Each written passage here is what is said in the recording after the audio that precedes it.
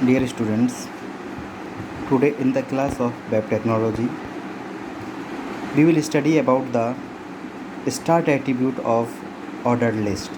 Order list में start attribute का क्या रोल है, ये किस लिए यूज़ किया जाता है, उसके बारे में हम बात करेंगे पहले। उसके बाद हम डेफिनेशन लिस्ट के बारे में बात करेंगे। तो सबसे पहले हम देखेंगे स्टार्ट एट्रीब्यूट होता क्या है। You can use start attribute for OL tag. OL tag के अंदर स्टार्ट एट्रीब्यूट को यूज़ किया जा सकता है, किया जाता ही है, और आप यूज़ भी कर सकते हैं अपनी रिक्वायरमेंट के अकॉर्डिंग। किसके लिए? To specify the starting point of numbering you need. ठीक है, ये स्पेसिफाई करने के लिए कि आपको नंबरिंग का स्टार्टिंग पॉइंट क्या रखना है। ठीक है, ये स्पेसिफाई करने के लिए हम स्टार्ट एट्रीब्यूट का यूज़ करते हैं। जैसे कि मान लीजिए हमें फर्स्ट स्टार्टिंग नंबरिंग हमें 1 से ना करके स्टार्टिंग करना है 4 से या 5 से या 6 से, 6 7 8 9 10 या 8 9 10 11 12 इस तरीके से स्टार्टिंग करनी है। तो जो हमें क्या होगा, OL टैग के अंदर स्टार्ट एट्रीब्यूट को की वैल्यू हमें देनी होगी, और फिर वहाँ से हमारे जो भी लिस्ट के कंटेंट हैं, जो भी लिस्ट के आइटम हैं, वो हमारे स्टार्ट हो जाएंगे नंबरिंग होना। ठीक है, following are the possible options. कुछ पॉसिबल ऑप्शंस है, जैसे कि OL टाइप 1 स्टार्ट 4। ठीक है, ये क्या है, न्यूमेरल्स स्टार्ट विद 4। अगर इस तरीके का हम डिफ़ाइन करेंगे, OL टाइप 1 है, मतलब 1 2 3 के फॉर्म में हमारी आइटम्स लिस्टिंग होंगे, और स्टार्ट कहाँ से होंगे, स्टार्ट कहाँ से, इक्वल टू 4 स्टार्ट होंगे, इज इक्वल टू 4 से स्टार्ट होंगे, यानी न्यूमेरल्स स्टार्ट विद 4। यानी जो भी इसका आउटपुट आएगा तो लिस्ट करेंगे तो 4 5 6 7 8 9 10 इस तरीके से स्टार्टिंग होगी। इस तरीके से जो सेकंड है, OL type first start is equal to 4, numeral start with 4th। इसमें क्या है, हमने रोमन टाइप में दे दिया है। ये फर्स्ट के टाइप में फर्स्ट, ये इस टाइप की इसका न्यूमेरल होगा, और स्टार्ट कहाँ से होगा, 4 से। तो जब स्टार्ट करेंगे तो कहाँ से, 4th 5th 6th 7th 8th इस तरीके से लिस्ट के आइटम हमारे बुलेटेड होंगे। Then OL type first small, ठीक है, और स्टार्ट 4, तो ये 4 से स्टार्ट होगा, जिस तरीके से यहाँ लिखा है 4 5 6 7 आप स्क्रीन पर देख रहे हैं।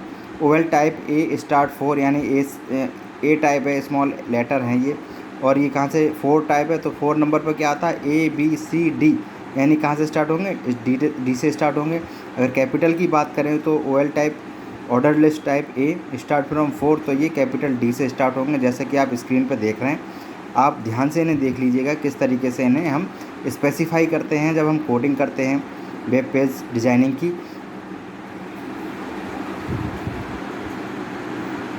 ये सारे समझ में आ गए होंगे, ध्यान से देख लीजिएगा। अब हम एक एग्जाम्पल देखेंगे जिसमें ये हम बताएंगे किस तरीके से इसका यूज़ किया जाता है। ठीक है, तो following is an example where we used OL type I that OL type first start from 4, यानी कि ये जो थर्ड टाइप है इसको हमने एक एग्जाम्पल के तौर पे ले लिया। हम किसी को भी ले सकते हैं एग्जाम्पल के तौर पे। ठीक है, तो डॉक टाइप HTML हेड, ये हमारे तीनों टैग हम जैसे कि नॉर्मली सारे जो भी हमने प्रोग्राम या कोडिंग की है उसमें लगाए हैं। उसके बाद टाइटल हमने दिया इसका ऑर्डर लिस्ट स्टार्ट, यानी ऑर्डर लिस्ट के स्टार्ट एट्रीब्यूट का टाइटल हमने इसमें दे दिया है। हेड टैग को क्लोज कर दिया है। ठीक है, यहाँ तक क्लियर है। अब आगे बढ़ते हैं। अब हम बॉडी टैग में आएंगे।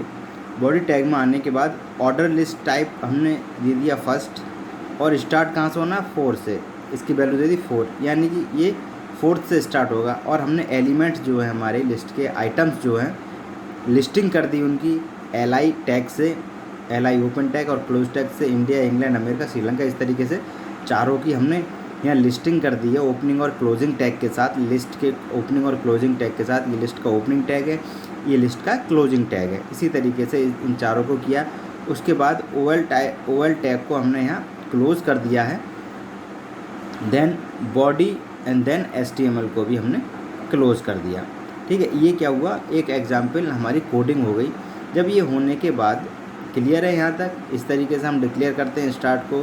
पहले टाइप करेंगे ऑर्डर लिस्ट का टाइप क्या है जिसमें ये लिस्टिंग होनी है, और उसके बाद कहाँ से लिस्टिंग होनी है उसके लिए स्टार्ट एट्रीब्यूट का यूज़ करेंगे।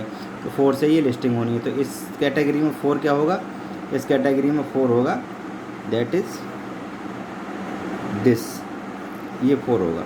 ठीक है, ये 4 होगा, क्लियर। तो this will produce the following result. जब इसका रिजल्ट आएगा तो इस तरीके से आएगा। हमारा जो टाइटल क्या था, टाइटल था ऑर्डर लिस्ट स्टार्ट, जो हमने टाइटल दिया था। उसके बाद कहाँ से स्टार्ट हुआ था, ये हमने दिया था first order list type first start from fourth से स्टार्ट होना है। तो India 4th, 5th England, 6 America, 7 Sri Lanka. Okay, इस तरीके से ये हमारा रिजल्ट इसका आ जाएगा स्टार्ट एट्रीब्यूट। इसी तरीके से जैसे हमने यहाँ इससे किया है टाइप ये दिया, इसी तरीके से जो मैंने टाइप बताए हैं ये सारे, इनको भी हम अपने किसी भी कोडिंग पार्ट में यूज़ कर सकते हैं लिस्टिंग करने के लिए, चाहे 1 first I A capital A, किसी को भी हम यूज़ कर सकते हैं इसी पैटर्न से। ठीक है, सेम इसी पैटर्न से, बस यहाँ चेंजेस हो जाएंगे और जहाँ से स्टार्ट करना होगा वहाँ चेंजेस हो जाएंगे, बाकी सारी चीज़ें यही रहेंगी। ठीक है, अब हम बात करते हैं डेफिनेशन लिस्ट के बारे में। डेफिनेशन लिस्ट क्या है, HTML and XHTML support A list style which is called definition list. HTML हो और XHTML हो, वो क्या है, एक लिस्टिंग स्टाइल को सपोर्ट करती है जिसे हम डेफिनेशन लिस्ट कहते हैं। ठीक है, वो स्टाइल क्या है, उसमें क्या होता है उस स्टाइल में, where entries are listed like in a dictionary और इंसाइक्लोपीडिया। जैसे कि हमारी इंसाइक्लोपीडिया या डिक्शनरी में एंट्रीज होती हैं। ठीक है, पहले उसका फुल फॉर्म या मेन जो हेडिंग है वो, और उसके तुरंत नीचे उसका डिस्क्रिप्शन, तो वो उसी तरीके से इसमें लिस्टिंग की जाती है डेफिनेशन लिस्ट में। ठीक है, जैसे कि हमारी डिक्शनरी या इंसाइक्लोपीडिया में एंट्रीज़ की लिस्टिंग होती है उस तरीके से। ठीक है, the definition list is the ideal way to present a glossary. किसी ग्लॉसरी को प्रेजेंट करने का सबसे अच्छा तरीका डेफिनेशन लिस्ट है। जैसा ग्लॉसरी में आपने देखा होगा, पहले हेडिंग और उसके नीचे उसका डिस्क्रिप्शन, इस तरीके से ग्लॉसरी हमारी होती है। और लिस्ट ऑफ टर्म, किसी टर्म या कंडीशन की कोई लिस्ट देनी हो उसके लिए बहुत अच्छा है, या अदर नेम और वैल्यू लिस्ट करने हो तो ये बहुत अच्छा है। Definition list makes use of following 3 tags. जो डेफिनेशन लिस्ट है वो 3 टैग्स का यूज़ करती है। ठीक है, तब वो कंप्लीट मानी जाती है। 3 टैग कौन कौन से होते हैं इसमें, तो सबसे पहला होता है वो DL यानी डेफिनेशन लिस्ट, जो डिफाइन करता है स्टार्ट ऑफ द लिस्ट। यानी इस टैग के साथ, ये ओपनिंग टैग है डेफिनेशन लिस्ट का, इस टैग के साथ हमारी लिस्ट जो है वो स्टार्ट हो जाएगी। उसके बाद DT टैग यानी कि डेफिनेशन टर्म, जो भी टर्म है, मान लो जो हमें हेडिंग बनाना है, ठीक, जो टर्म है, जो हेडिंग बनाना है या कोई टर्म हमें देनी है, उसके लिए DT टैग का यूज़ करेंगे। देन DD टैग यानी कि जो टर्म की डेफिनेशन है यानी डिस्क्रिप्शन है उस टर्म का, वो आ जाएगा DD टैग में। और देन क्लोजिंग DL टैग यानी डेफिनेशन लिस्ट क्लोज हो जाएगी, defines the end of the list. ये चारों मिलके हमारा एक आइटम जो भी हम डेफिनेशन लिस्ट की तरह यूज़ करना चाह रहे हैं उसे यूज़ करेंगे। ठीक है, इनमें चारों का यूज़ होगा। ठीक है, ऐसा नहीं है एक का यूज़ करके हम कर लें, चारों का इसमें यूज़ हो। किस तरीके से होगा, एग्जाम्पल देखते हैं। डॉक टाइप HTML ये तो आपको पता है, नॉर्मल सारे एग्जाम्पल में लिया। ये हेड ले लिया, टाइटल दिया, डेफिनेशन लिस्ट यहाँ पर मैंने, और टाइटल टैग को क्लोज़ कर दिया। उसके बाद हेड टैग को भी क्लोज़ किया। देन अब हम आ जाएंगे बॉडी टैग में। बॉडी टैग में ये ध्यान रखिएगा, ज़रा ध्यान से देखिएगा केयरफुली इसे, कैसे मैंने यूज़ किया है।